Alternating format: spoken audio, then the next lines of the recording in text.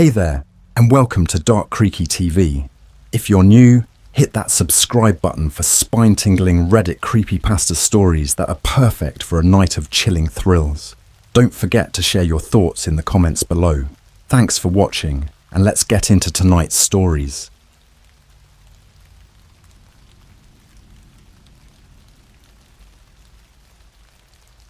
My friends and I played Ouija on Christmas Eve. The board kept repeating, "Santa isn't alone." Alright, so let me set the stage for you. It's Christmas Eve last year, and I'm back in my hometown for the holidays. I don't know about you guys, but Christmas has this weird way of making you nostalgic, right? Like, it brings you back to when life felt simpler, eating junk food, staying up way too late, and doing dumb stuff with your friends. That's exactly what was happening. My childhood best friends, Brian, Jesse, and Matt, and I had all gotten together at Brian's house for the night. For context, Brian's family lives in one of those suburban neighborhoods that looks like a Hallmark Christmas movie threw up on it. You know the type. Huge houses, perfect lights, snowman inflatables in every yard. His place always felt like the center of our Christmas hangouts. We were sitting in Brian's living room. The fireplace was crackling. The Christmas tree was lit up in the corner, and the smell of cookies and hot chocolate was everywhere. The whole house was decorated in a way that screamed festive, but also kind of unsettling, like it was too perfect. The little ceramic Santa figurines on every shelf, they all kind of looked like they were watching you. Anyway, we were sitting around, eating pizza and swapping stories about our lives, boring jobs, failed relationships, the usual stuff. When Brian says, "All right, you guys want to do something fun?" Now, when Brian says fun, it's never normal. See, Brian has this thing for collecting weird stuff off the internet, like VHS tapes with no labels, old puppets that look haunted, and this time, a Ouija board. He pulled it out from under the couch like he'd been waiting for the right moment. It was one of those old ones, the wooden kind, with a dark, faded finish and lettering that looked like it had been burned on. Not the cheap plastic ones you buy at Walmart. "Dude," I said, laughing nervously. "Why do you have that?" Brian grinned like a kid showing off his favorite toy. "eBay. Dude said it's from the 1960s. Authentic, you know?" Jessie perked up. She's the one in our group who'll jump at any chance for something spooky. "We have to try it. If something creepy happens, I'm posting it on TikTok." She pulled out her phone and started messing with the lighting, already setting up for the perfect shot. Matt, on the other hand, wasn't so convinced. "Seriously? It's Christmas Eve. Isn't that, like, bad luck or something? Aren't we supposed to be singing carols or watching Elf?" He had a point, but I was already too curious to back out. Plus, it had been years since the four of us hung out like this. Like we were still kids, sneaking out past curfew. The idea of doing something stupid felt right. Brian set the Ouija board on the coffee table and lit one of those fake, holiday-scented candles to set the mood. Cinnamon and pine mixed with the weird, dusty smell coming off the board. Jessie turned off the big living room light, so we were left with just the glow of the Christmas tree, the fire, and her phone light propped up on a stack of books. We sat in a circle, all of us side-eyeing the board like we were waiting for it to do something on its own. Brian put his fingers on the planchette first. "All right, you know the drill. Everybody put your fingers on this, and no one push it, okay?" I laughed. "We're really doing this." "Yup," Brian said, leaning in. Matt shook his head but put his fingers on the planchette anyway, muttering something about how we were all idiots. Jessie was grinning ear to ear as she hit record on her phone. "This is going to be great." We all placed our fingertips on the planchette. The room was quiet except for the occasional crackling of the fire and the faint sound of Christmas music playing from a speaker upstairs. I swear, it was Jingle Bell Rock. The kind of happy music that feels way too out of place when you're trying to summon whatever. Brian cleared his throat, clearly trying to sound dramatic. "Is anyone here with us?" Nothing happened at first. I mean, obviously nothing happened. It's a piece of wood and cardboard. But the way the silence settled in the room made it feel weird. like someone had turned down the volume on everything, and all I could hear was my own breathing. Jessie broke the silence with a laugh. Okay, maybe we summoned Santa or something. Santa isn't real, Matt muttered, trying to sound annoyed, but I could see him fidgeting. Brian tried again, his voice quieter this time. If anyone is here, give us a sign. We waited. Still nothing. Then, Jessie's phone light flickered for a second. It wasn't long, maybe just half a second, but all of us noticed it. What was that? I asked. Jessie frowned, looking at her phone. I don't know. Maybe the battery's low. She checked the screen. Weird. It says it's at 80%. We all looked at each other, silently asking the same question. Was that a coincidence? Brian shrugged it off and leaned in closer. Is anyone here with us? This time, the planchette twitched. Just barely. Matt immediately pulled his hand back. All right, no, you guys are messing with it. I didn't move it, Jessie said, holding up her hands in defense. I hadn't moved it either. In fact, the whole thing gave me this heavy feeling in my chest, like I'd just been called out for something I didn't even do. Brian stayed calm, though. Let's try again. Matt, put your hand back. Matt sighed and reluctantly did what he was told. I glanced at the Christmas tree in the corner, where a little Santa ornament was dangling off a branch. I don't know why I fixated on it, but it felt off. Brian asked one more time, Is anyone here with us? The planchette moved, slowly.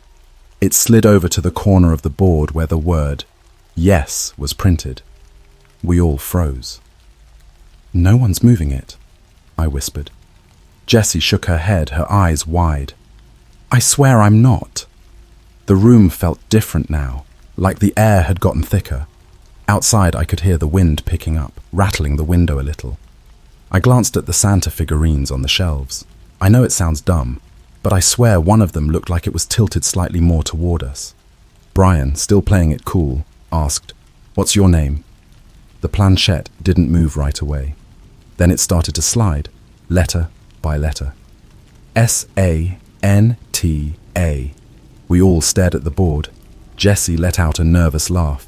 Oh my God, are we talking to Santa Claus? But something about it felt wrong.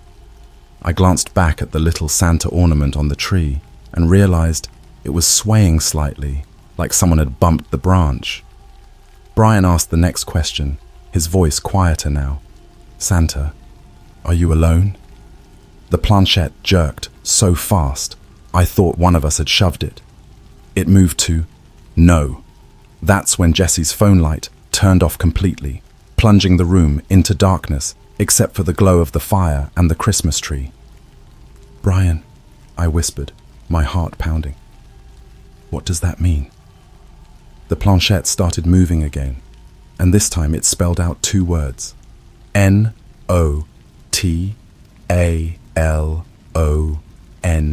Notalone.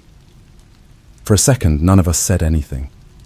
You know that kind of silence where it feels like you have to be quiet?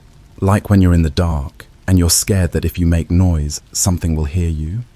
That's what this felt like. Jessie broke the silence first, whispering nervously, Okay, who's messing around? Brian shook his head, his face pale even in the flickering firelight. I'm not. Matt, who had his hands completely off the planchette now, stood up and backed away from the table. All right, screw this. You guys can play games, but I'm not about to mess with some ghost Santa or whatever. I don't blame him. At that point, I wanted to leave too. But there was something about it, you know. Something that felt unfinished.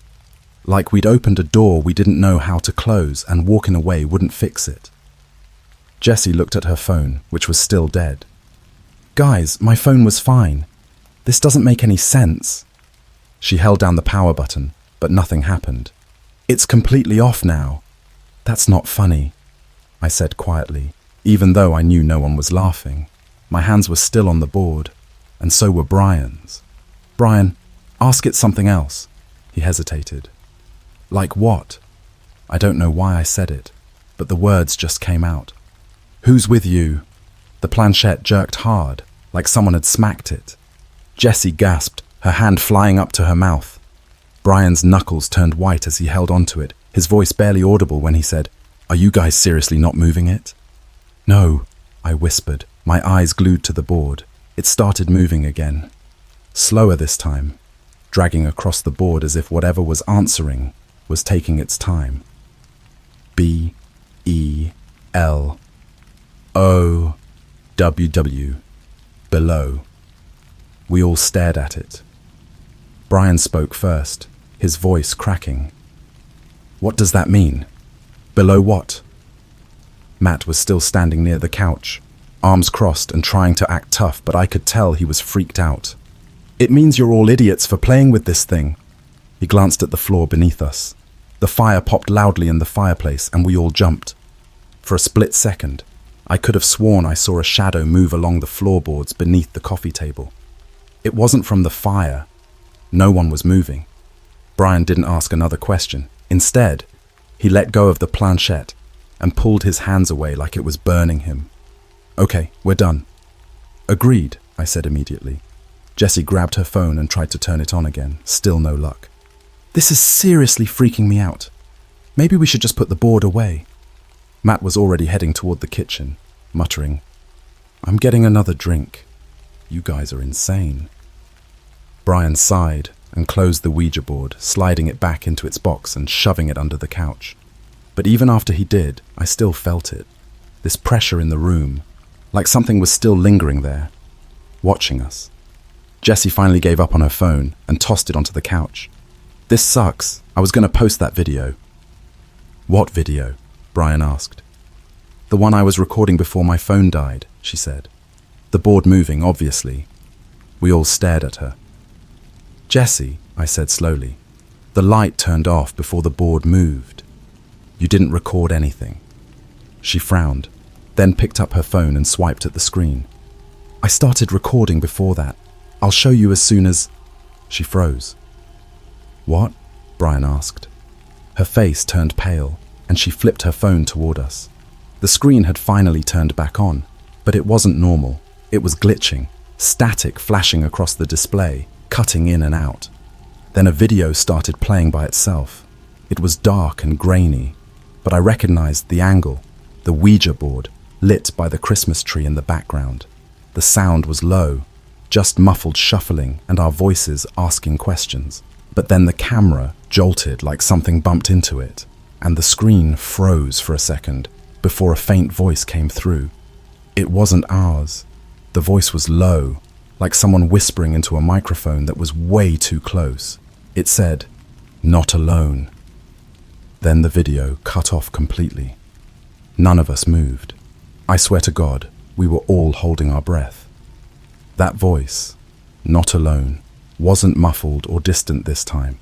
It was right there behind the curtain, and whoever or whatever was outside had gone from tapping to scratching the glass. It sounded deliberate, slow. Scratch, scratch. "Brian," I whispered again.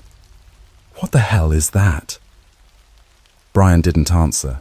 He was staring at the kitchen door, frozen like a deer in headlights. Jessie had her knees pulled up to her chest, clutching her phone even though it was still glitching. Matt, for all his tough guy attitude, had gone completely quiet. I didn't want to look at the door. I didn't want to see whatever was waiting behind that curtain. But I also couldn't help myself. Slowly, I turned my head. From where I was sitting, I could just barely see the bottom of the curtain, hanging just above the floor. And through that tiny gap, I saw feet, bare feet, pale against the dark wood floor outside. And they weren't standing still. They were swaying, ever so slightly, side to side, like someone was shifting their weight. "Guys," I managed to croak out, "there's someone standing there." Jessie let out a quiet gasp. No, no, no, you're lying. Stop." "I'm not lying," I said through gritted teeth. my voice barely above a whisper. Brian finally snapped out of it and stood up. "We need to see who's out there. It's probably just a neighbor messing with us." Matt shot him a look like he was crazy. "Probably. You think one of your neighbors is standing barefoot in the snow, scratching on your glass door, just for fun?" Brian ignored him and took a cautious step toward the kitchen. The scratching stopped immediately. We all froze. It was dead silent now, except for the hum of the refrigerator and the faint ticking of the clock in the hallway. Brian reached for the curtain, his hand shaking just enough that I noticed. "Brian, don't!" Jesse hissed. He paused and looked back at us. "You want me to just leave it? What if it's some psycho? I have to check." I didn't want him to open it. Every part of me was screaming, "Don't look." But Brian pulled the curtain back in one quick motion, and there was no one there. The snow in the yard looked untouched. No footprints, no sign that anyone had even been near the house. Just the Christmas lights on the bushes, glowing red and green, and the faint outlines of houses across the street. Brian exhaled, laughing nervously. "See? Nothing. It was probably just a branch or..." Thud. A loud, heavy knock hit the front door. Jesse screamed and Matt jumped to his feet, spilling his beer all over the carpet. "What the hell was that?" Brian slammed the curtain shut and spun around to face us. "That came from the front." We all stared at the hallway that led to the front door. It was just around the corner, out of sight, but we could all feel it, that presence waiting for us. I looked at Jesse, who was shaking. "Maybe it's carolers," I offered weakly, even though I knew it wasn't. No one knocks like that. Brian grabbed a fireplace poker from the stand next to the hearth and crept toward the hallway. "Stay here," he said, even though none of us had any intention of following him. We listened as he walked down the hall. The floor creaked under his weight, and every step sounded deafening in the silence. Then we heard him unlock the deadbolt. "Brian, don't open it!" I shouted, but it was too late. The door groaned open, and for a moment, all we could hear was the wind rushing inside. Then Brian shouted, "What the?" Slam! The door shut so hard, it rattled the walls. Jesse screamed again, and Matt bolted toward the hallway. "Brian!" I followed close behind, and when we rounded the corner, we found Brian standing in the entryway, his face pale as a sheet. He was staring at the floor just outside the front door. "What happened?" I asked, breathless. Brian didn't answer. He just pointed. We leaned over and looked through the crack at the bottom of the door. There, sitting in the snow on the welcome mat, was a Santa hat. It was old, dirty, and soaked through from the snow. But the worst part, it was stained red. "Is that blood?" Matt whispered. Brian slammed the deadbolt shut again and backed away from the door, his hands shaking. I didn't see anyone. There was no one there. We stared at the hat, my stomach twisting in knots. It wasn't just red. It was dripping, fresh. Jesse grabbed my arm. "Guys, look at the tree." I turned to the living room, and my blood ran cold. The lights on the Christmas tree, those cheery little bulbs that had been glowing red, green, and yellow all night, were flickering.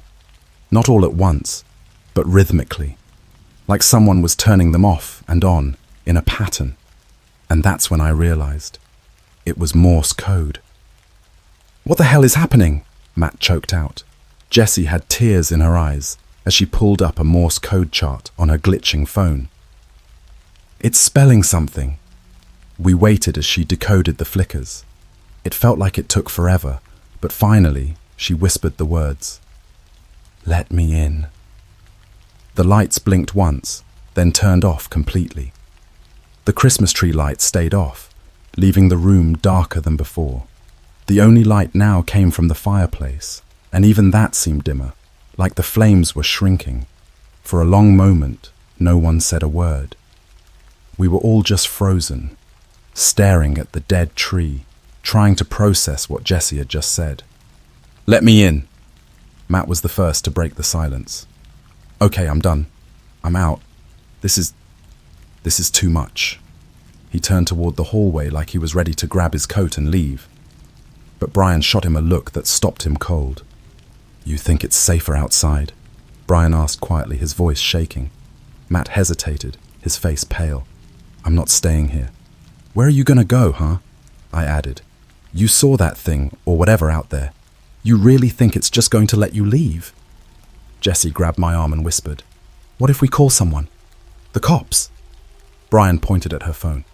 Your phone's still not working. Yours might be, she shot back.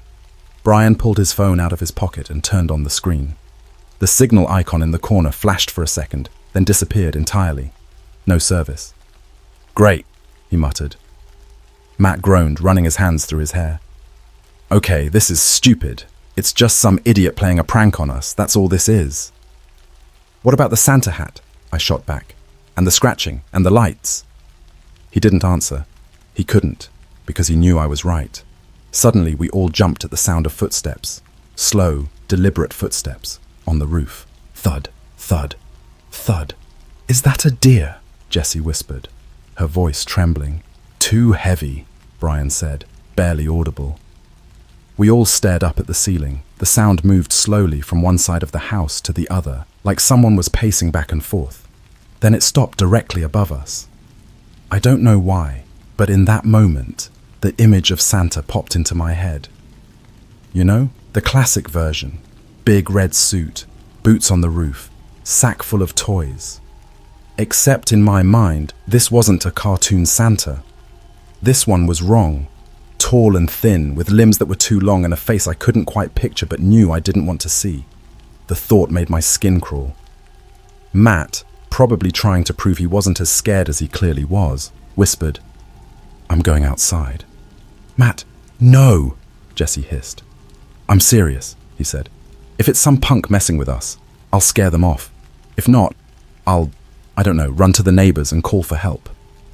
Before any of us could stop him, he grabbed his coat and boots from the hallway closet. Brian tried to grab his arm.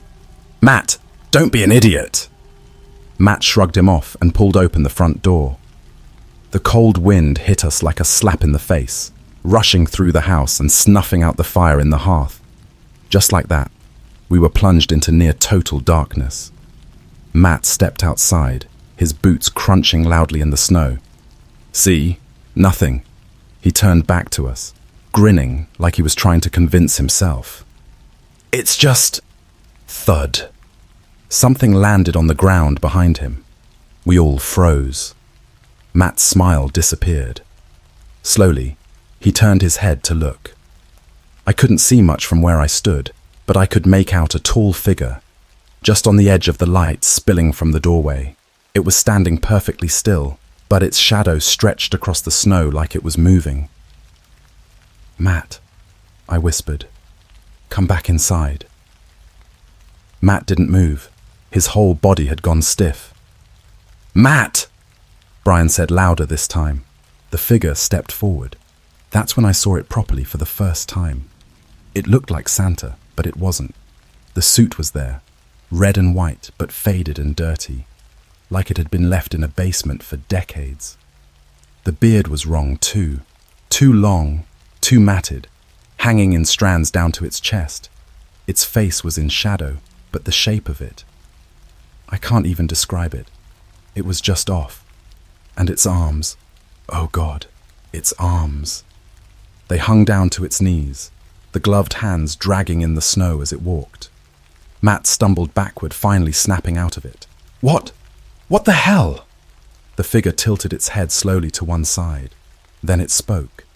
Its voice was low and distorted, like a recording played at half speed. You... let... me... in... Matt turned and bolted for the door. We grabbed him and yanked him inside just as the figure lunged forward, its long arms reaching for him. Brian slammed the door shut and locked it, his chest heaving. The thudding started again, this time on the front door. Thud, thud, thud. Each knock made the whole door frame shake. It didn't sound like fists anymore. It sounded like something heavier, like it was throwing its whole body against the wood. Matt slid down to the floor, breathing hard. What the hell was that? Santa, Jessie whispered, tears running down her face. "It's not Santa," Brian said firmly, his voice shaking. "It's something else." The knocking stopped. We all froze, listening. For a moment, it was completely quiet. Then, scratch, scratch. The sound was back, but this time it wasn't coming from the front door. It was coming from the windows. One by one, we heard the scratching move around the house. First the living room window, then the kitchen door, then the hallway. It was like the thing was circling us, trying to find a way in. Brian grabbed the poker again and whispered, "Close the curtains, don't let it see you." We moved quickly, pulling every curtain shut, making sure no windows were uncovered. My hands were shaking so badly I could barely grip the fabric. Once we were done, we all huddled in the center of the living room. "Now what?" Matt whispered. The scratching stopped. For a second, I thought maybe it was over. But then, from somewhere inside the house, we heard the soft, rhythmic creak of footsteps on the floorboards. Thud, thud, thud. The sound was coming from the hallway. It was inside. The footsteps stopped in the hallway. We were still huddled in the living room. Brian holding the fireplace poker, Jessie clutching her useless phone, Matt pressed against the wall like he was trying to disappear into it. Me? I was just trying to remember how to breathe. For a moment, the house was silent. Too silent. No wind outside. No crackling fire. No hum of the fridge. Just nothing. Then the footsteps started again. Slow, heavy, deliberate. Thud, thud, thud. They were moving closer. Jessie squeezed my arm. It's in the house." We all knew it. The sound was unmistakable. Whatever had been scratching at the doors and staring through the windows had found a way inside. And now it was coming for us. Brian glanced toward the hallway, his knuckles white around the poker. "We need to get out of here." "How?" Matt hissed. "It's at the door. You saw it out there." "The back door," Brian whispered. "We can go out the back." I glanced toward the kitchen. The sliding glass door was still covered, but I couldn't stop picturing that figure standing outside, those long arms hanging by its sides. What if it was waiting for us? The footsteps stopped again, just outside the living room. We all turned to look. There was a shadow, tall and thin, stretching across the hallway floor. It wasn't moving, just standing there. And then the voice came, low, distorted, like it was speaking from deep inside the walls. "Let me in." Jessie let out a sob, burying her face against my shoulder. Matt was shaking his head, whispering, "Nope, nope, nope." Brian didn't hesitate. "Go. Now." We moved as one, practically sprinting toward the kitchen. I tried not to look at the hallway, but out of the corner of my eye, I saw it. Something tall and thin standing just beyond the edge of the light. It was so much worse up close. The suit wasn't just dirty. It was rotting, frayed at the edges and damp like it had been left in a basement for decades. And the beard? It hung in greasy strands, sticking to its chest like cobwebs. I couldn't see its face, couldn't let myself look at it, but I felt it staring at me. We burst into the kitchen. Brian grabbed the curtain covering the sliding glass door and yanked it open. The yard beyond was dark, the snow untouched. "Go!" he shouted, unlocking the door and shoving it open. The cold hit us like a wall, but I didn't care. I bolted outside, my boots crunching in the snow. Behind me, I heard Matt and Jessie running, followed by Brian. For a second, I thought we were in the clear. Then I heard it, a low, inhuman howl. I turned back toward the house and froze. The figure was at the glass door, pressed up against it. Its long arms were spread wide, its fingers splayed against the glass like it was testing it, looking for a way through. The Christmas lights from inside flickered erratically, casting its shadow across the snow. And its face, God, its face. It was pale, stretched tight over its skull like a mask. The eyes were black pits, deep and empty, but somehow alive, focused, hungry. Its mouth hung open in a wide, jagged grin, its lips split and bleeding. It raised one of those long hands and pointed at us. Then it started moving. It didn't run. It didn't stumble. It just walked, slowly, steadily through the snow, its footsteps silent.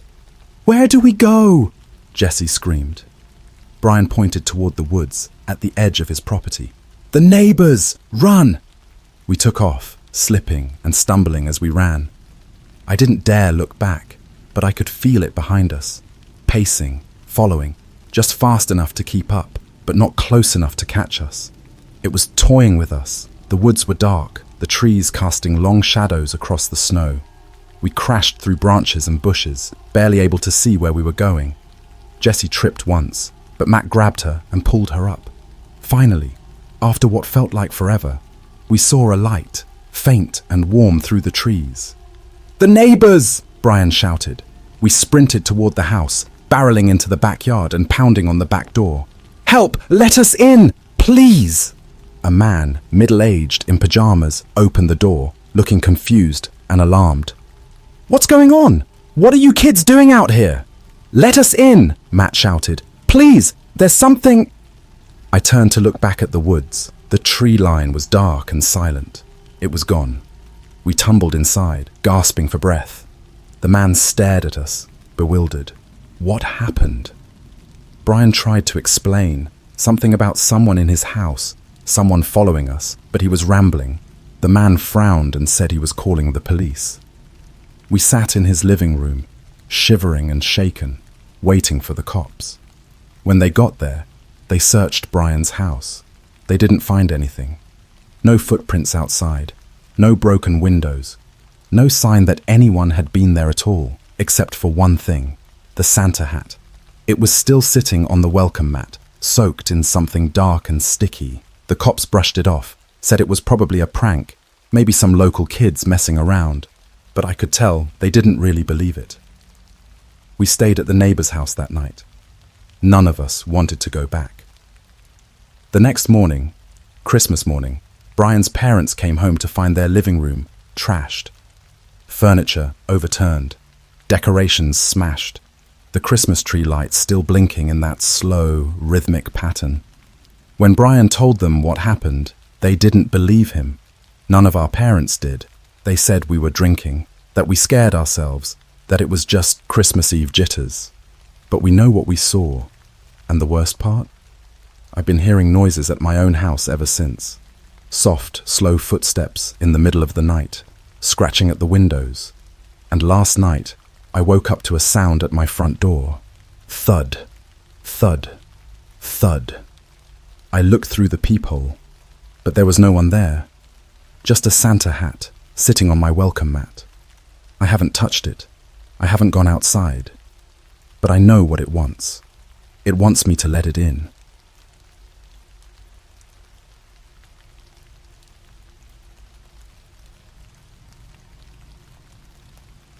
I found a glow-in-the-dark Ouija board in a Walmart clearance bin. The board only works when the room is completely dark.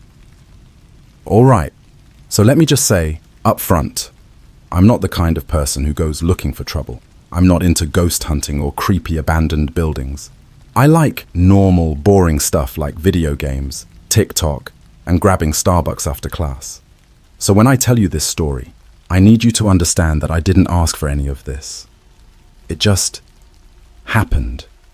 It started a couple weeks ago on a random Thursday night. I live in one of those small towns where Walmart is the place to hang out if you don't have plans. Like, I'm talking aisles full of teenagers pretending to shop, sipping half-melted McFlurries from the McDonald's inside the store. That's my town. Not exactly exciting, but it is what it is. Anyway, I was at Walmart with my friend Ryan. We had no real reason to be there other than boredom, so we wandered into the back where they keep the clearance stuff. You know the section, giant cardboard bins filled with weird random junk nobody wants. Old movies on DVD, Christmas decorations in April, off-brand toys with suspiciously bad paint jobs. Basically, the kind of stuff that makes you wonder who thought to sell it in the first place. So we're digging through the bins and Ryan's cracking jokes like, "Dude, who's buying DVDs in 2024? When I see it. At first it looked like just another board game, buried under a pile of sad leftover toys. But when I pulled it out, I stopped. It wasn't just any board game. It was an Ouija board. The box was torn at the corners and covered in a thin layer of dust, like it had been sitting there for months. The front had these cheesy glow-in-the-dark green letters that said, "Glow-in-the-dark, Ouija board, Spirit Edition." And then, in smaller text at the bottom, there was a weird little warning, "Works only in complete darkness." I don't know why, but the sticker gave me chills. Like, why would you need to point that out? "Yo, check this out," I said, holding it up for Ryan to see. He looked at the box and immediately backed up like it was a venomous snake. "Nope, absolutely not. That's cursed, bro." "Cursed?" I laughed. "It's probably just a dumb toy, like some Halloween decoration that glows in the dark. Come on, it's literally $10. You don't mess with Ouija boards, man. Everyone knows that," he said. I rolled my eyes. "You're such a wuss. It's just plastic. We'll try it out later at your place and prove it doesn't even work." Ryan looked uneasy, but he didn't fight me on it. I think he was just tired of arguing. So I tossed the box in our cart and we checked out. Looking back, I don't know why I was so casual about it. I should have listened to Ryan, should have left it in the bin, but I didn't. I didn't move, neither did Ryan. We just stood there, staring at the planchette on the floor. It shouldn't have been there. I didn't hear it fall, didn't hear it slide off the table. It was just there, pointing at the basement door like a tiny neon arrow. "Dude," Ryan finally said, his voice barely above a whisper, "turn the lights off." "What? Why?" "Just do it." I didn't argue. I flipped the switch, plunging the room back into darkness. Instantly, the glow returned, but now the board looked different. The edges of it almost pulsed, like it was breathing. I swear I could see tiny cracks in the glow spreading outward, like veins or roots trying to grow. The planchette. It wasn't glowing anymore. It was still on the floor, a dark silhouette pointing at the door. "Turn the lights back on," Ryan hissed.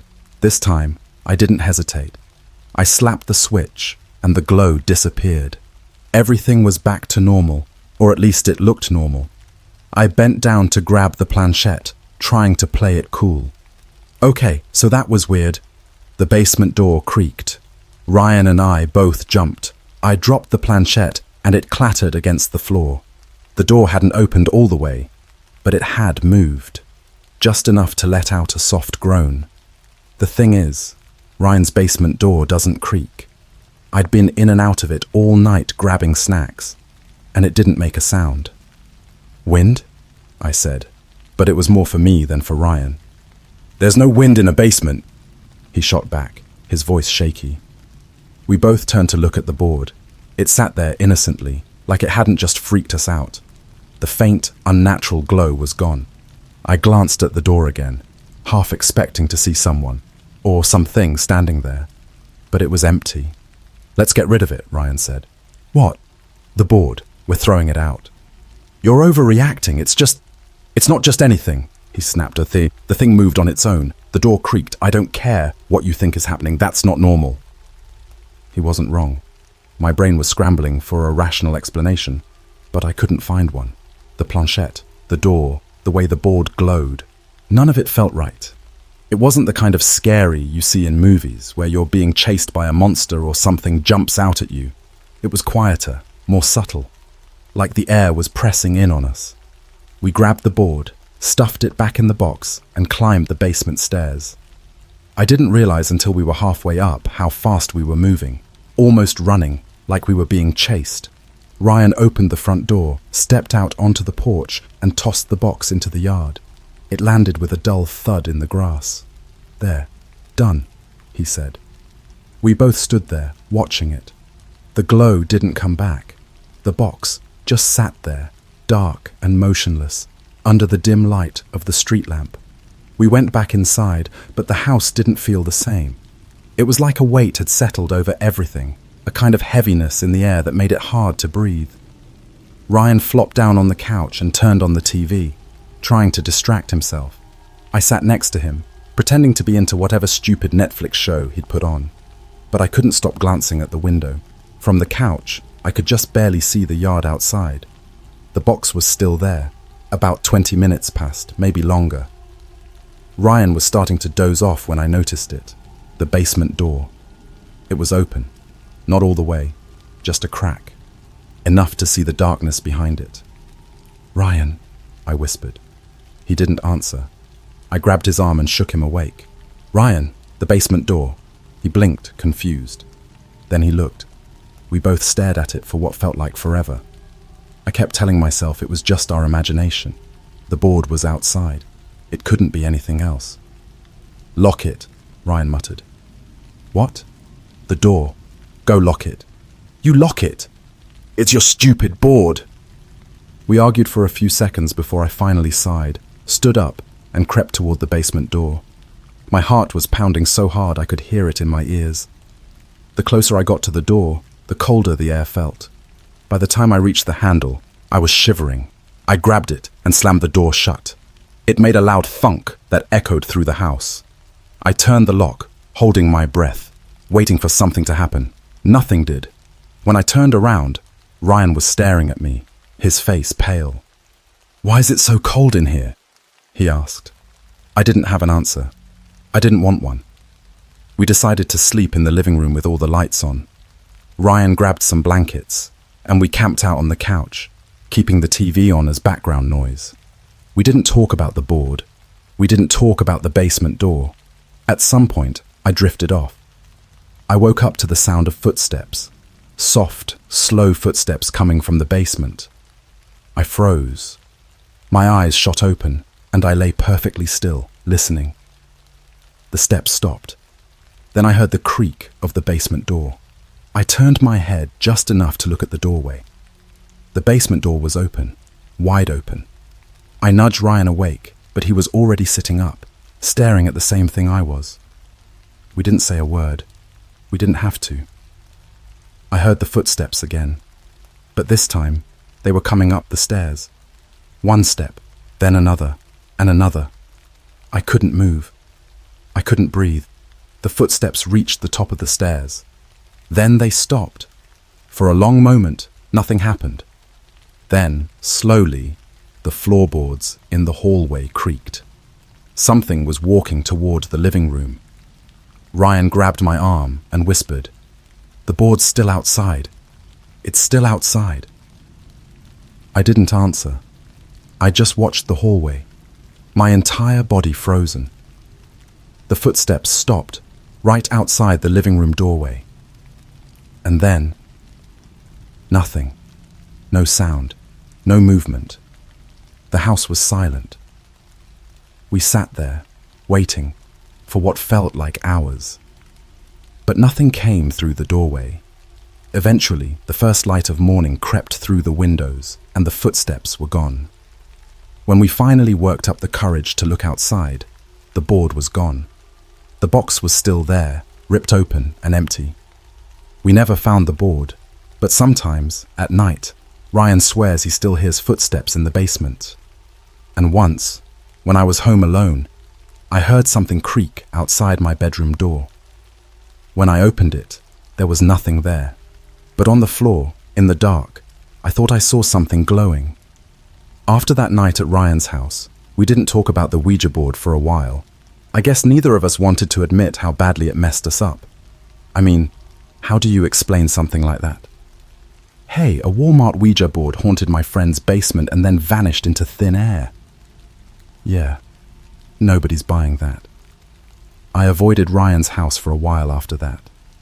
It wasn't anything personal, but I just couldn't shake the feeling that something else had come up those basement stairs that night. Ryan wasn't doing great either. Every time we hung out, he looked tired, like he hadn't slept in days. The last time we talked, he told me he kept hearing weird noises at night.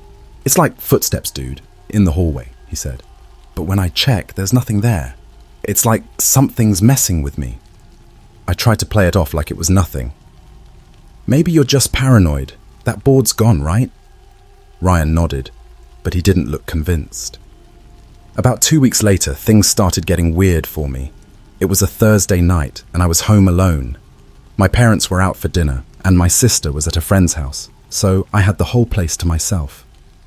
I was halfway through a gaming session when I realized I'd left my phone charger in the living room. Annoying, but whatever.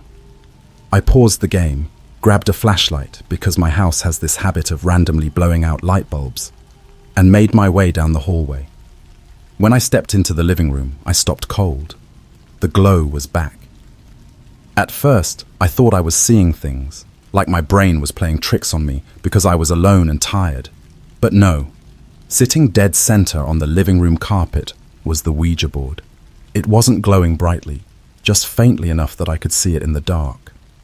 The veins I'd seen spreading across it in Ryan's basement were back too. Thin, pulsing cracks of sickly green light spreading out from the edges, like something was trying to escape. I didn't move. I couldn't. There was no way. The board was gone. Ryan and I saw the box in his yard, empty. I hadn't touched the thing since that night, and I sure as hell didn't bring it home. My flashlight flickered. Okay, I whispered to myself. This isn't real. I'm dreaming. I'm dreaming, and I need to wake up. But I wasn't dreaming. The glow got brighter. I wanted to leave. I wanted to run upstairs, lock my door, and pretend I didn't see anything, but my feet weren't listening. Instead, I stepped forward. I don't even remember deciding to move. It was like something pulled me toward it. I dropped to my knees in front of the board. The planchette was already sitting there, perfectly centered. I swear I could feel something waiting, like it was watching me, expecting me. I didn't want to, but I reached out and touched the planchette. The glow surged brighter, and the flashlight in my other hand flickered again. My fingers went cold. It was the kind of cold that sinks into your bones, like you've been outside too long in a snowstorm without gloves. I tried to pull my hand back, but I couldn't. The planchette started to move. I wasn't pushing it. I wasn't even trying. My hand just followed. The board spelled out a single word. Welcome. The glow pulsed again. Brighter, stronger. My flashlight died completely. Now the only light in the entire room was coming from the board. My throat went dry. I whispered, "Who's there?" The planchette started moving again, faster this time, as if whatever was on the other side was excited. It stopped on H, then E, then L. I didn't wait to see what it spelled next. I yanked my hand back, scrambled to my feet, and bolted upstairs, slamming my bedroom door behind me. My hands were shaking so bad, I could barely lock it. I sat on my bed for the next 2 hours, staring at the door. I kept telling myself that the board was still downstairs, that it couldn't follow me up here. But at some point, I heard it. The sound of footsteps, soft, slow footsteps, coming up the stairs. The same ones I'd heard at Ryan's house. They stopped just outside my door. I held my breath, waiting. A soft thud echoed against the floor, like something heavy had been set down. Then silence. I don't know how long I sat there. Eventually, I must have passed out, because when I woke up, the sun was streaming through my window. My door was still locked. My room was quiet. But when I opened the door, there it was. The board. It was sitting on the floor, glowing faintly in the daylight. The planchette was perfectly centered. I didn't touch it. I didn't move it. I didn't even look at it for too long. I just grabbed my backpack, got dressed, and left the house as fast as I could. I called Ryan on my way to school. "You're not going to believe this," I said. He didn't answer right away. When he finally spoke, his voice was hoarse. "It's back, isn't it?" "What?" "The board," he said. "It came back to my house last night too." My heart dropped. "What do you mean?" I woke up and it was sitting at the foot of my bed. We didn't talk much after that. I think we were both trying to wrap our heads around what was happening. But one thing was clear. The board wasn't done with us. It had followed me home. It had followed Ryan home. And it wasn't going to stop. I don't know how it kept coming back. I don't know what it wanted. But I knew one thing. We had to get rid of it. For good. After that phone call with Ryan, I knew we couldn't ignore the board anymore. It wasn't just some cheap Walmart toy. Something was attached to it, and now it was attached to us. I had no idea how to explain it. Every logical part of me kept screaming, "This isn't real. This kind of stuff doesn't happen." But it was happening, and it was getting worse. When I got home from school that day, I didn't even go inside. I couldn't face it. The thought of seeing the board sitting there, glowing and waiting, made my skin crawl. Instead, I picked Ryan up, and we parked outside a Starbucks on Main Street to figure out what to do. Ryan looked like hell.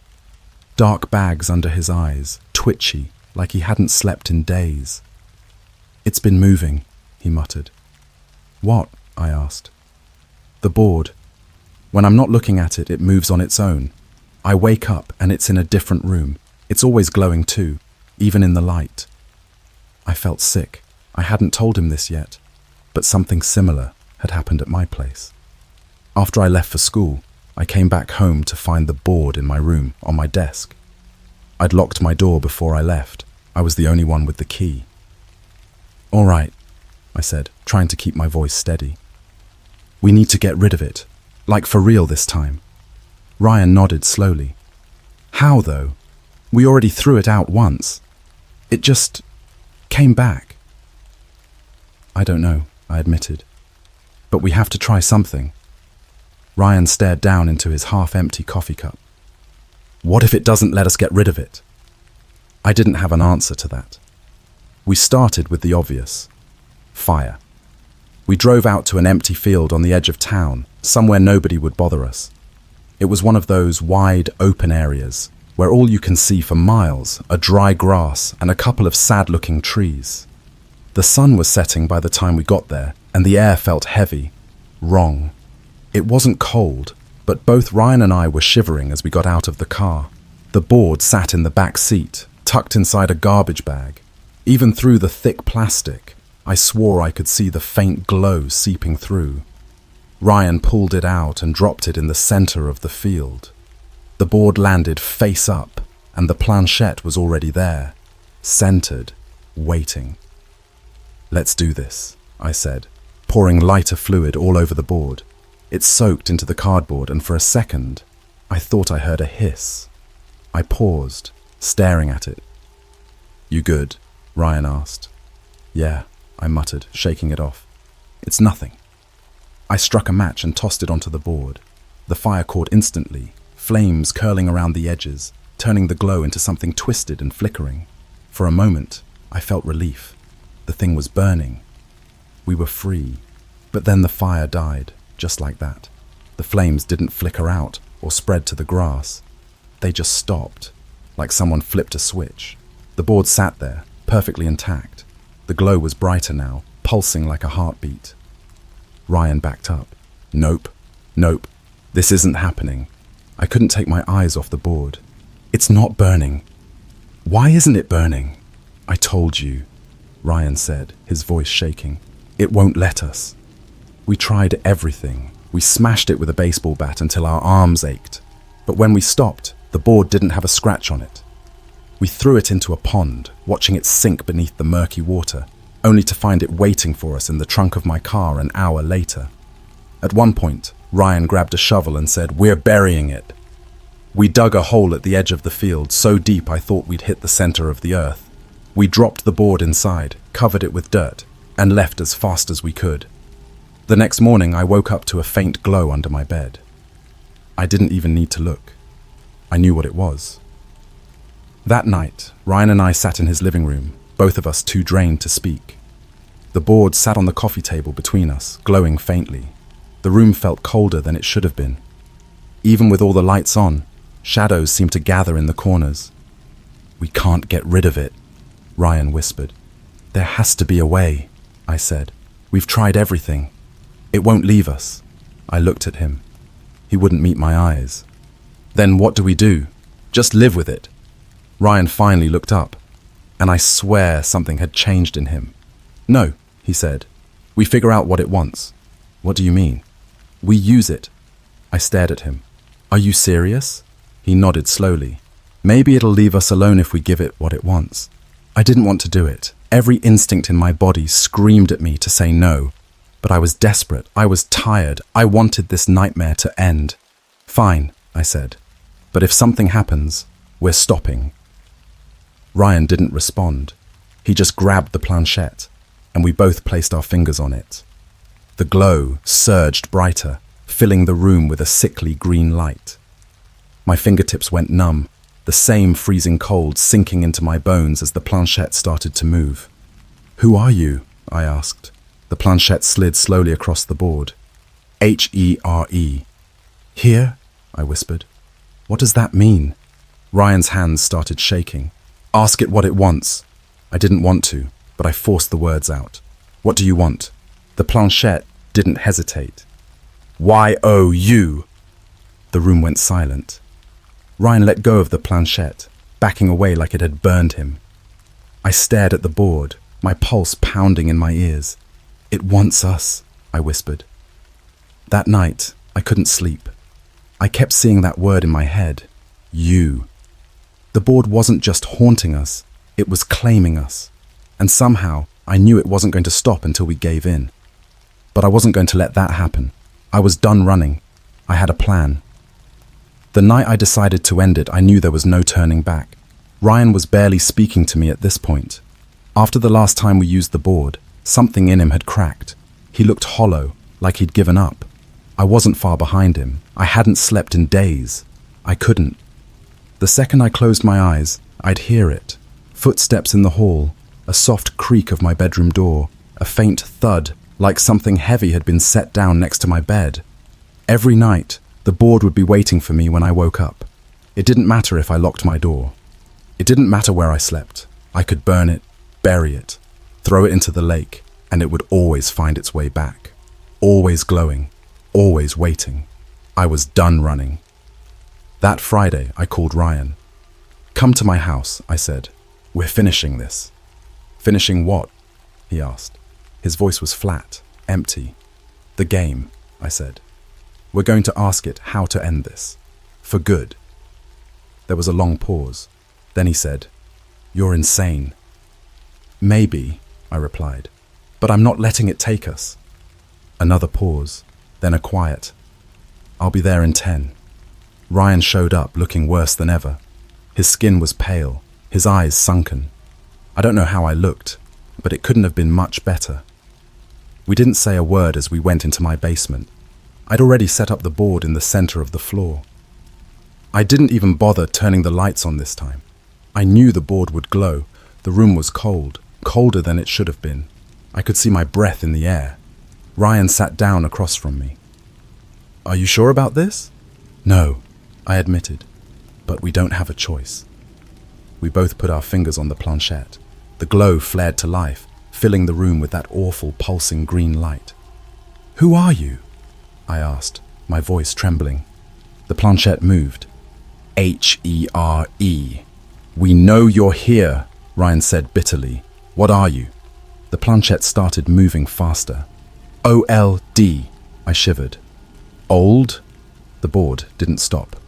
OLDERTHANYOUKNOW.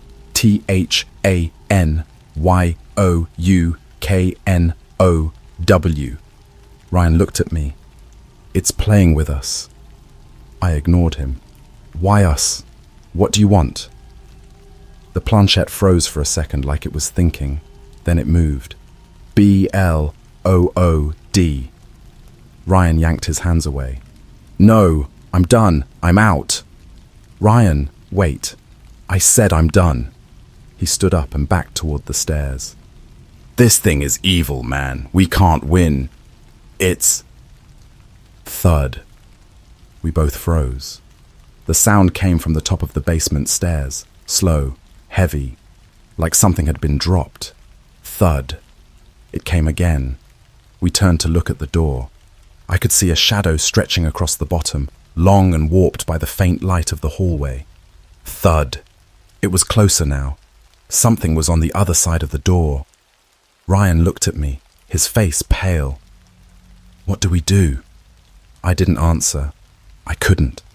My entire body was locked up with fear. The door creaked. Slowly. The shadow moved. And then the door started to open. It wasn't fast. Whatever was behind it took its time. The hinges groaned as the door swung outward, inch by inch. The glow from the board pulsed brighter, like it was feeding off the thing at the top of the stairs. I wanted to look away, but I couldn't. And then I saw it. A hand appeared around the edge of the door, grey, thin, too long to be human. The skin was stretched tight over the bones, like it had been dead for a long time. Ryan screamed. The hand disappeared, and for a second, the room went completely silent. Then something ran down the stairs. It wasn't slow, wasn't careful. It sounded like a bag of bones tumbling over itself, fast and chaotic. I couldn't see what it was, but I felt it. I felt the air change. The cold got sharper, heavier, and it reeked of something rotting. The thing stopped at the bottom of the stairs, right in front of us. I couldn't see its face. I didn't want to. The planchette on the board started moving on its own. Givein. I was shaking so hard I thought I'd pass out. Ryan grabbed my arm. We have to end it. We have to end the game. How? I whispered. Say goodbye. The thing at the bottom of the stairs shifted. I felt its attention snap to me, like it knew we were trying to get rid of it.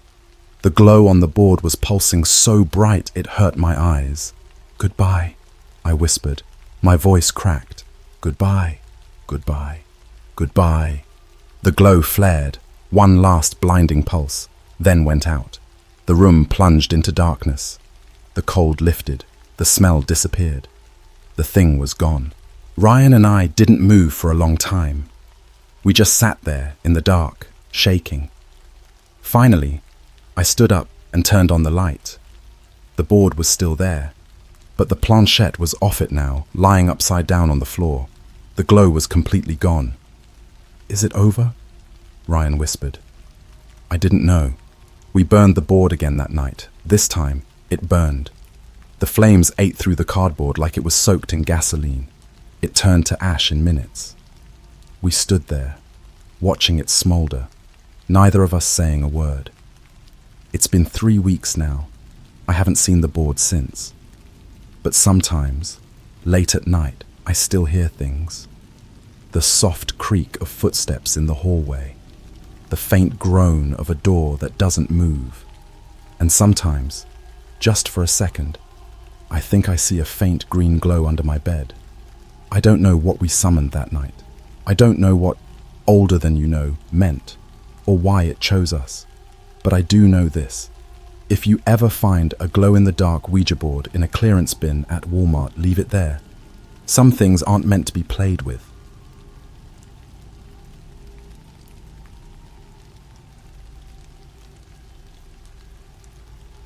I watched a dark web stream showing a secret red room in South Korea. The victims were smiling, and that was the scariest part. Hey everyone! I don't even know where to begin with this, but I need to get it off my chest. I've been holding on to this for months, and it's been messing with my head. I'm not here to convince you this happened. I don't care if you think I'm lying. All I know is, I saw something I wish I could unsee, and I wouldn't wish that experience on anyone. So let's start at the beginning. I'm a 23-year-old college dropout, currently living alone in a one-bedroom apartment just outside Portland, Oregon. Nothing glamorous, just me, my laptop, and way too many late nights fueled by TikTok, Reddit, and YouTube. You know how it is. You're scrolling at 2 a.m., and one weird video leads to another. The night this all started, I was binging horror YouTube videos. You know the type. Those top 10 disturbing internet mysteries compilations, narrated by people with creepy, soothing voices. I've always been into that stuff, mostly because I assumed it was exaggerated or straight up fake. Stories about hitmen for hire, haunted websites, and the infamous dark web red rooms. I thought they were all urban legends to scare kids. But this video hit differently. The creator, A guy whose voice sounded like a mix of unsettling ASMR and true crime podcast vibes started talking about something I hadn't heard before. There's been recent chatter about red rooms linked to South Korea. What makes these streams so chilling is the victims are smiling. He went on to explain that viewers reported seeing people, usually young men and women, sitting calmly in these videos with unsettling, almost plastic grins on their faces. No screaming, no struggling, just sitting there and smiling like it was the most normal thing in the world. The kicker? The streams would abruptly cut off after exactly 6 minutes and 66 seconds. Yeah, I know, super on-the-nose horror movie stuff. But the guy wasn't laughing. His tone stayed serious, and he closed the segment with a warning.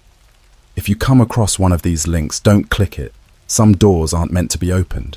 That's when I should have clicked away and called it a night. But you know how curiosity works. It's like hearing someone tell you, "Don't look behind you." You have to look. And honestly, I thought I'd hit another dead end. Maybe a glitchy fake site or a lame jump scare. So I made the worst decision of my life. I downloaded Tor. Tor, for those who don't know, is a browser that lets you access the dark web. I'd never touched it before that night, but it's way easier to set up than you'd think. One search on Reddit, a quick download, and suddenly I was staring at this blank, black browser window. The dark web isn't some crazy hacker movie interface. It's just a lot of broken links, dead ends, and shady forums. At first, it was kind of anticlimactic. I clicked around for an hour, scrolling through bizarre listings, counterfeit passports, credit card scams, haunted dolls being sold for Bitcoin. It was sketchy, sure, but nothing like the horror stories I'd heard. Then I stumbled onto a forum called Smile Streams. The name stopped me. I felt a weird pit in my stomach. I clicked it anyway. The layout was basic, just a black page with a list of anonymous threads. At the top of the page was a single line of text. The happiest faces hide the darkest secrets. Underneath were the threads. Some were nonsense, but others caught my attention. Live now. New Smile Room stream. 666. Archive smiles. Most disturbing. Anyone know where they're filmed? I clicked the first one. It loaded instantly. The stream loaded so fast it startled me. I half expected a broken link or some cartoonish jump scare, but no. Instead, I was staring at a dimly lit room. The camera was fixed at a weird angle, low to the ground, pointing slightly upward, like someone had dropped a phone against the wall and just left it there. At first, I couldn't see much. The room itself looked empty, with cracked concrete walls and a single flickering bulb hanging from the ceiling. You know that cold industrial vibe? It reminded me of those abandoned buildings people break into for YouTube, urbex videos. The kind of place where you can almost smell the mildew through the screen. Then someone walked into frame. It was a woman, young, maybe early 20s, with long dark hair hanging straight over her shoulders. She wore a loose white hospital gown, the kind that ties in the back, but her posture was weird, stiff, robotic. She didn't acknowledge the camera at all, just walked over to this old wooden chair in the middle of the room and sat down. And then she smiled. It wasn't a normal smile. Not like when someone tells a joke or you're posing for a photo. This was wrong. Her lips pulled back so far it looked painful, showing way too much of her teeth. Her eyes stayed wide and unblinking, focused straight ahead, but somehow not really looking at anything. The smile didn't move. It was frozen there, like her face had been stretched into a mask. I leaned back in my chair, my heart starting to race. Okay, this is freaky, I mumbled to myself. But part of me still believed it was fake, some elaborate art project or horror ARG. I kept watching, waiting for something to happen. After about 30 seconds, the screen glitched, not like buffering or a connection issue. It was this quick, sharp static that made the woman's face distort for a split second. Her smile seemed to grow wider, her teeth more jagged, almost like a jump cut to a completely different video. Then it was normal again. I checked the time on the stream. 00:45. I remembered what the video said. 6 minutes and 66 seconds. I thought, that's so dumb. Why not just say 7 minutes? But I kept watching. The woman stayed completely still, her hands gripping the sides of the chair so tightly her knuckles turned white. The longer I watched, the more uncomfortable I felt. Something about that smile started to make my skin crawl. It was too perfect, too unnatural, like it had been put there. Then, at the 2-minute mark, I heard it. A sound. It was faint at first, like someone whispering in another room. The static buzzed again, and I leaned closer to my laptop, turning the volume all the way up. The whispering grew louder, though I couldn't make out the words. It was layered, like multiple voices speaking at the same time. Some high-pitched, others so low they sounded inhuman. And then the woman's head twitched. It was fast, so fast that if I'd blinked, I would have missed it. Her head snapped slightly to the left, then back to center. The smile never wavered. Her eyes never blinked. I felt my stomach drop. The whispering stopped, and the room went silent, dead silent. The kind of quiet that feels loud in your ears, like the world itself is holding its breath. The woman suddenly tilted her head to the side, slowly this time, like a puppet being pulled by invisible strings.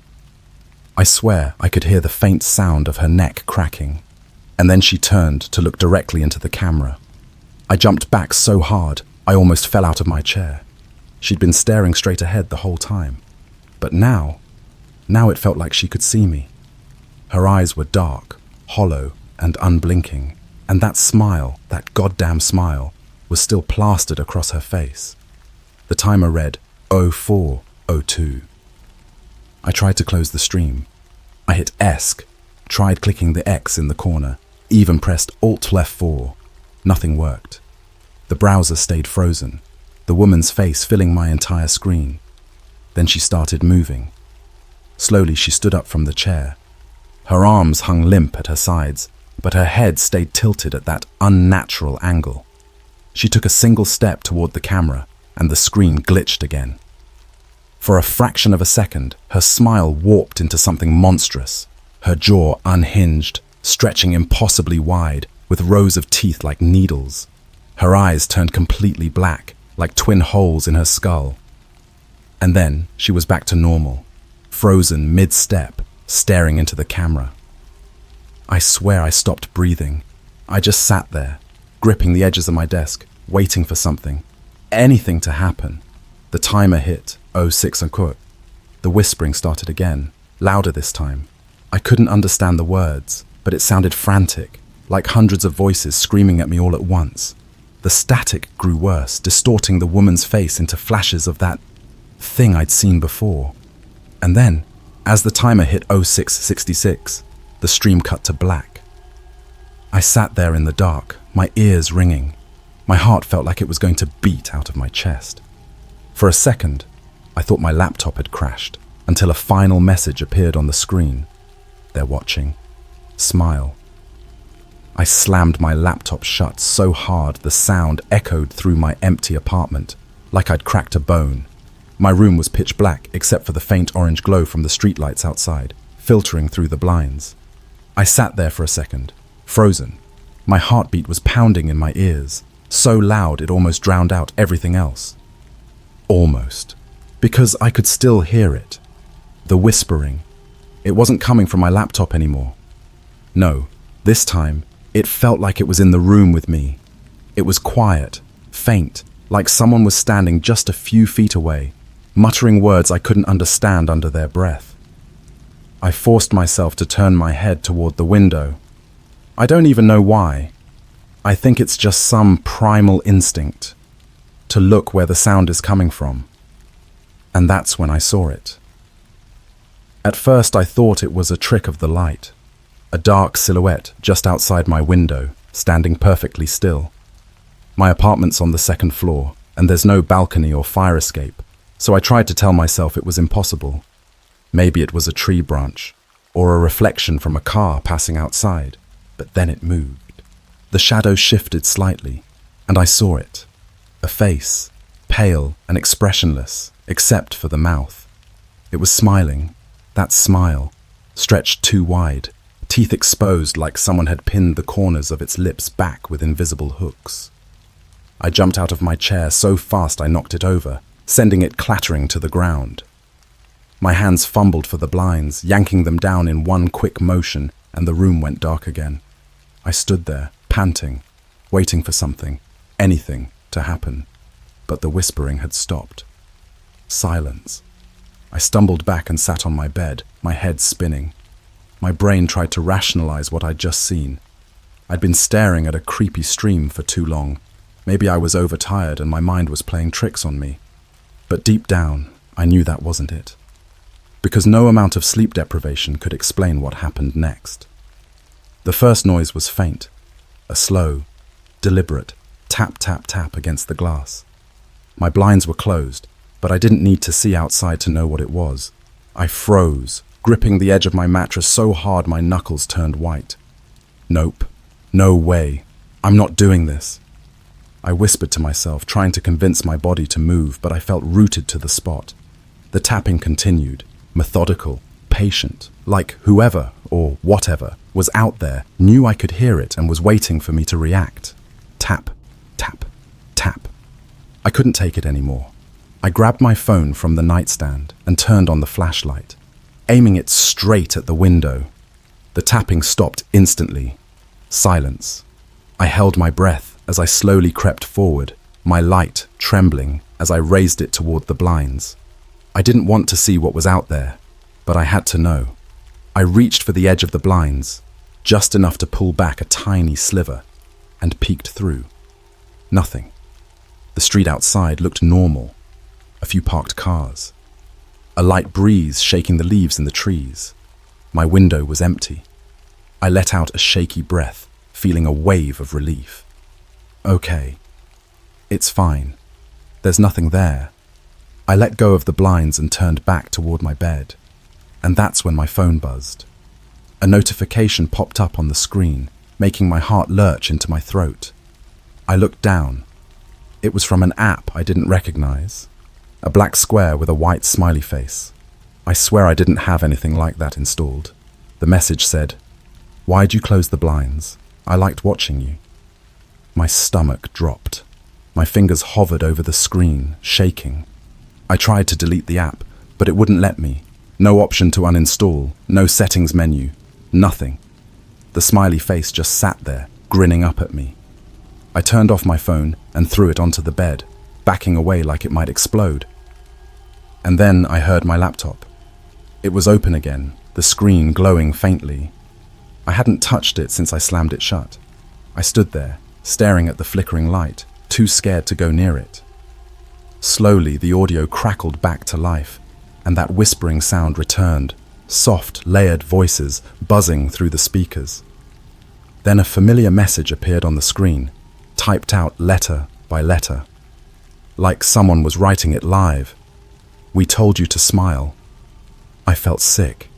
My head was spinning, my chest tight. I wanted to scream, to run, to do something, but I couldn't move. I just stared as the message disappeared and a new one replaced it. "Let us in." At that moment, the tapping on the window started again, louder this time. Tap, tap, tap. And then came the knock. Not from the window, from my front door. 3 slow, heavy knocks. I felt my blood turn to ice. My apartment door was locked. I was sure of it. But the sound of those knocks made my whole body go cold. They were deliberate, unhurried, as if whoever was out there had all the time in the world. I didn't move. I didn't breathe. I just waited, hoping, praying they would stop. And then, from behind the door, a voice. It was soft, almost sing-song, like a child trying to mimic an adult's tone. "We see you smiling." I wasn't smiling. My face was frozen in pure terror. The voice giggled, high-pitched and unnatural. It sounded close, like the person was pressing their mouth right up against the wood of the door. Then came the final whisper, almost too quiet to hear. "Let us in, or we'll make you smile too." I didn't sleep that night, and the next morning, I found something on my doorstep that made my heart stop. A Polaroid photo of me, taken from outside my window, and in the corner, written in black ink, were two words: "Smile more." Morning light poured through the cracks in my blinds, but it didn't make me feel any safer. I hadn't slept, not even for a second. I spent the entire night sitting on my bed with my back pressed against the wall, phone turned off, laptop unplugged, and a kitchen knife clutched in my hand like that was going to help if they decided to come back. By the time the sun came up, I started to convince myself it was over. Maybe it had all been some kind of sick prank, someone hacking into my laptop and messing with me. But when I finally worked up the courage to open my front door, my entire body locked up. Lying right in the center of my doormat was a Polaroid photo. My hands shook as I bent down to pick it up. The photo showed my apartment window, the same one I'd yanked the blinds shut on the night before. I could see myself through the glass, sitting at my desk with my back to the window, completely unaware. I flipped the photo over. Written in sharp, jagged handwriting were two words: "Smile more." I stumbled back into the apartment, slamming the door and locking it twice. My heart was hammering in my chest, and the photo felt like it was burning in my hands. How the hell did they get this? My apartment is on the second floor. There's no fire escape, no balcony. Whoever, or whatever, took this picture was outside my window, hovering, or had found some other way to get up there. I started pacing the room, my mind racing. I tried to think rationally. Maybe it's a neighbor pulling a prank. Maybe someone was using a drone, but no one I knew would go to these lengths. My phone buzzed from the bed, breaking me out of my thoughts. I stared at it for a moment like it might explode, then reluctantly picked it up. My screen was still black, powered off, just like I'd left it, but it buzzed again. When I turned it on, I saw another notification from that same app, the one with the white smiley face I couldn't delete. The message simply read, "We're coming back tonight. Smile for us." I felt a cold sweat drip down my back. I opened my settings and tried to factory reset the phone, but every time I got to the confirmation screen, it froze. I tossed the phone across the room in frustration and grabbed my laptop. Maybe I could trace the source of the stream or the messages. Maybe someone smarter than me could figure out where this was coming from. But when I powered on the laptop, my desktop was completely blank. No files, no icons, just a solid black screen and, in the center, a single word: smile. I closed the laptop immediately. I didn't know what to do. I couldn't call the cops. What was I supposed to say? Hey, some shadow people on the internet are harassing me and leaving creepy photos at my door. I wasn't even sure they were real. For all I knew, I was losing my mind. I decided I needed to leave. Maybe if I went to a friend's place or a crowded area, I could shake this feeling, this presence that had been haunting me since last night. I threw on a hoodie, grabbed my keys, and bolted out of the apartment. As I drove, I kept checking the rearview mirror. Every parked car, every pedestrian, every streetlight felt like it was watching me. I couldn't shake that feeling of being followed. I ended up at a Starbucks about 20 minutes away, one of those big ones on the corner of a busy intersection.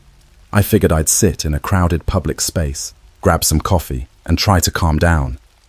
Safety in numbers, right? But even as I sat there, surrounded by people typing on laptops and chatting over overpriced lattes, I felt off. I couldn't stop looking around the room, scanning every face, every movement. The hum of conversation and clinking mugs felt muted, like I was underwater. Then I noticed him, a man sitting alone in the far corner. He was wearing a plain black hoodie with the hood pulled low over his face, and he was staring straight at me.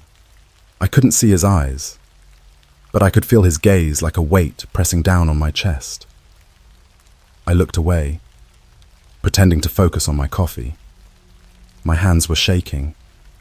I tried to convince myself I was just being paranoid. It's a random guy. He's probably not even looking at you. But when I glanced back, he was still staring. And then, very slowly, He smiled. It was the same smile. Wide, stretched, unnatural. I shot out of my chair, nearly knocking my coffee over as I grabbed my bag and bolted for the door. I didn't care if I looked crazy. I sprinted across the parking lot to my car, fumbling with my keys, my breath coming in sharp, panicked gasps. I threw myself into the driver's seat, locked the doors, and peeled out of the parking lot.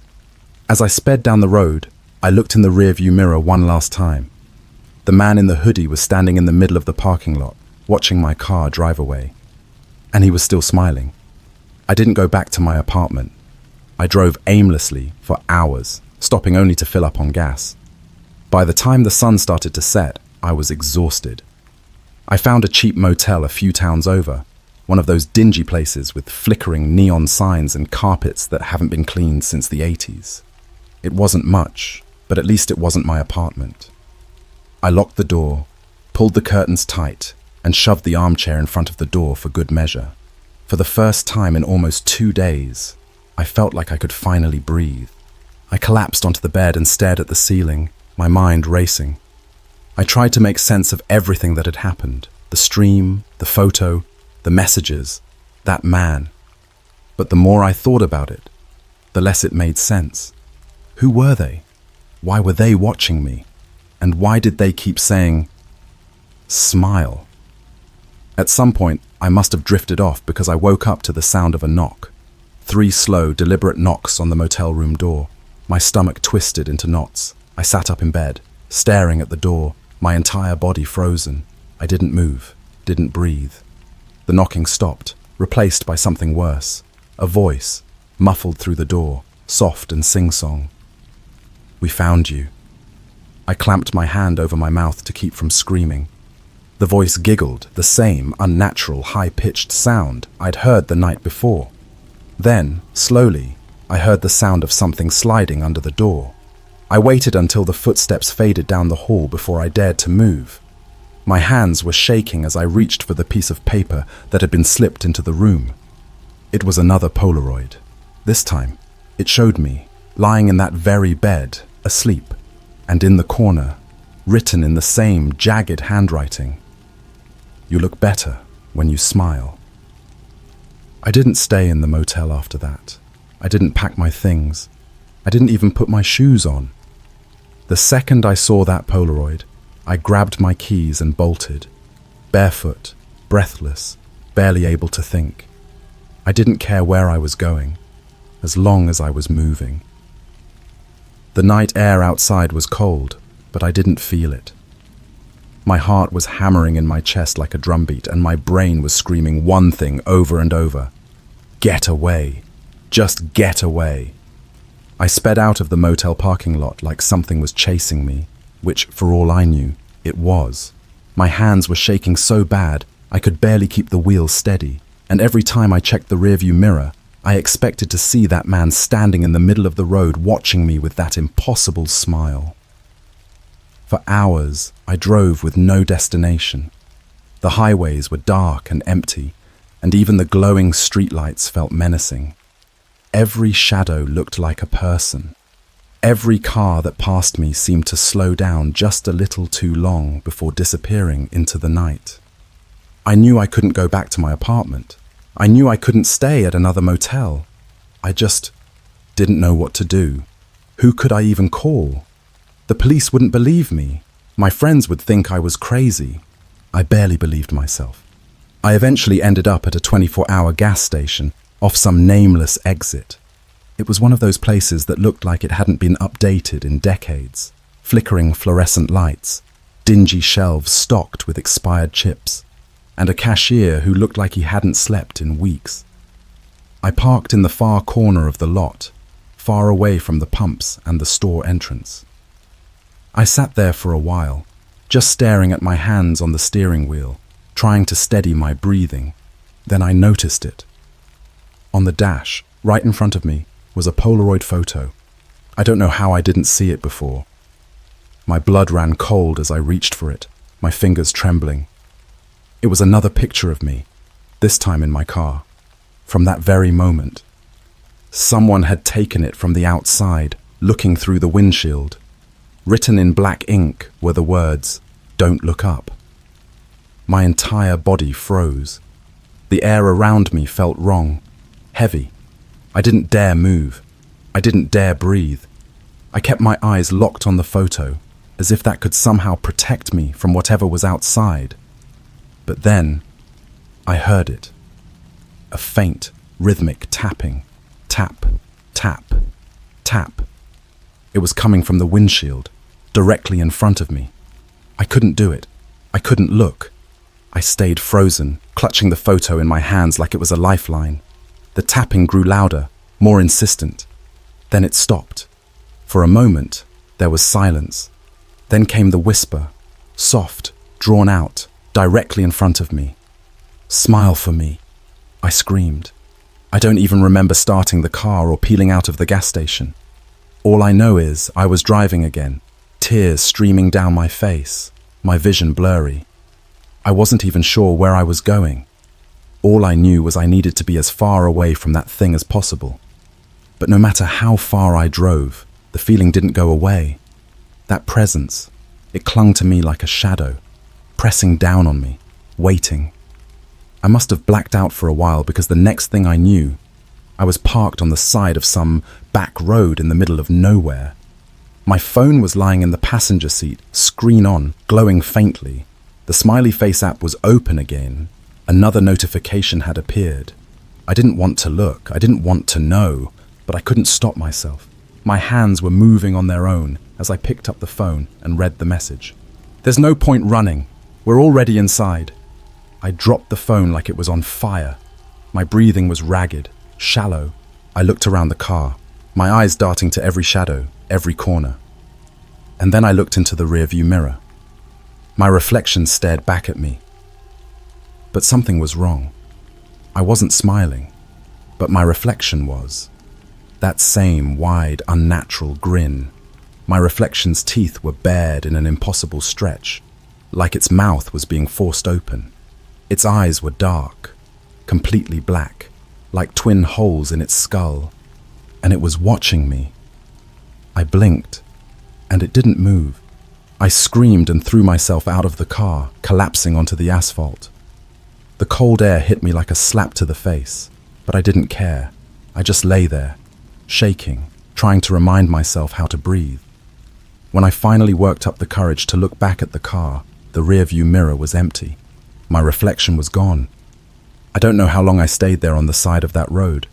Long enough for the sun to start rising, casting pale light across the empty fields. I haven't been back to my apartment since that night. I haven't been back anywhere. I've been living out of my car, always moving, never stopping in one place for too long. But it doesn't matter, because I know they're still watching me. Sometimes I see them in the corner of my eye, a dark silhouette standing just outside my vision. Sometimes I hear the faint tapping on my windows when I'm parked in the middle of nowhere. And every time I look into a mirror, I see it. My reflection, grinning back at me. I don't know what they are or why they're doing this. I don't even know how it started. I only know one thing for sure. You can't run from them. You can't hide. Because eventually, they'll make you smile too. And when they do, it'll never go away. Final note. If you see a message online telling you to smile, don't click it. Don't open it. Don't watch it. Just close your laptop, turn off your phone, and walk away. Because once they find you, they never stop. And trust me, you don't want to smile like this.